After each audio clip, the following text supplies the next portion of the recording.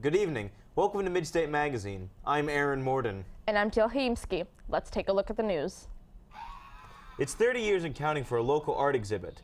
First United Methodist Church in downtown Peoria holds an annual fine arts exhibit each year to promote local artwork. This year displays work from more than 70 different artists. Terry Harder was one of several people to organize the first annual exhibit years back. He says although it's held in a church, the event is not about religion, but about appreciating art. The event goes from October 19th through November 9th. After tornado last year ravaged Washington's La Hood Park, the area is a little greener today. 40 new trees were planted in hopes of restoring the area to its former beauty. It was made possible from a grant from the Alliance for Community Trees and CSX Transportation. Washington Park District Executive Director Doug Damry says the community is slowly returning to normal. New research suggests knowing calorie information may not influence buying choices. That's unless a person knows what it's going to take to get rid of the extra calories. Johns Hopkins research posted signs in stores in a low neighborhood of Baltimore, saying a person would have to run for nearly an hour to burn off just one 250-calorie drink. Researchers interviewed teenagers after they left the store. 40% said the signs influenced their drinking choices. Even the president is not immune from having his credit card declined. President Obama revealed he had his card declined last month while at a restaurant during the United Nations General Assembly. The president was signing legislation to enhance credit card security measures against identity theft on Friday as he mentioned the embarrassing incident. Apparently, he doesn't use his credit card very often, so there was the suspicion of fraud. Luckily, Michelle had hers.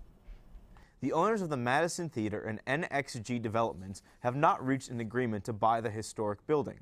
With the help of city staff, the two groups entered into an exclusive negotiating agreement in February. That agreement was extended 3 times, but has now expired. This allows the city and owners to look elsewhere. The Madison Theater is on the National Register of Historical Places. The facts of Ebola tell themselves. Ebola has infected more than 8,000 people and killed about 4,500 in West Africa. The outbreak has been going on for months. In the United States, there are 8 confirmed cases that have been or are being treated. Of those 8 cases, 1 death. Experts say there is no question that Ebola is a serious disease, but CDC officials stress if executed properly, the U.S. has the resources to contain and treat it. However, containing fear is another story.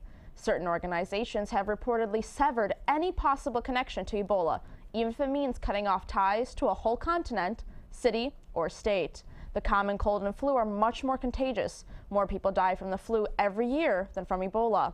In 2009, about 284,000 people in the U.S. died from the flu. The Central Illinois Better Business Bureau is charities and businesses.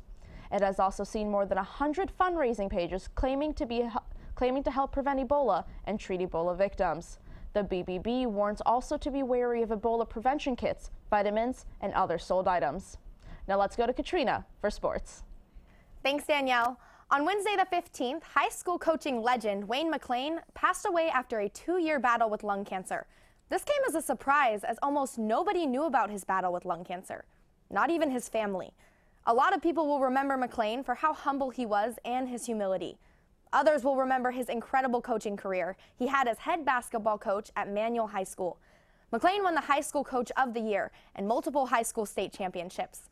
Along with being a high school coach, McLean was also an assistant coach for the Illinois Illini and Kansas State Wildcats. Illinois Central College women's soccer team gets off to a fast start in a 5-2 win over College of Lake County. The victory came at ICC Cougarplex with great support from hometown fans. The Cougars got off to a fast start when Bryce Farmer found Megan Wilson 1 minute into the game for her first goal of the game. Wilson had a great game overall, with leading the team in scoring with 3 goals. The Cougars had a great defensive game, not allowing Lake County to score until the 80th minute. With the impressive win, ICC improves their overall record to 3-13-1. With the loss, Lake County drops their record to 7-6-1. Peyton Manning entered Sunday night's game with 506 career touchdown passes. Manning threw 2 touchdown passes in the first quarter. The second tied Manning with Brett Favre at 508 career touchdown passes. In the second quarter, Manning threw an 8-yard touchdown pass to Demaryius Thomas. This gave Manning 509 career touchdown passes and a new NFL record.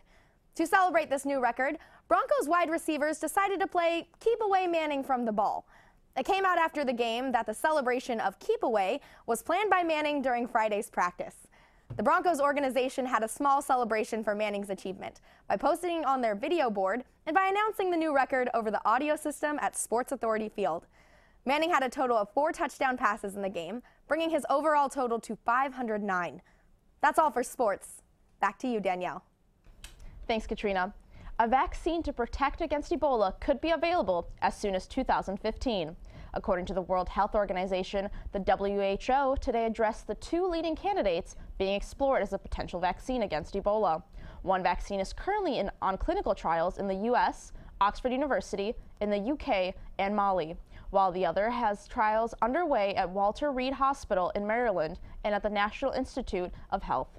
They warn that a lot is still unknown about how effective these vaccines could be. You know, I feel like this is like when the H1N1 virus hit, everyone was all up in arms for about 2-3 weeks, and everything just blew over. Exactly. Well, that wraps up Midstate for the week. I'm Katrina Baumgartner. I'm Aaron Morden. And I'm Danielle Hayimski. Have a great night, and be sure to join us next week.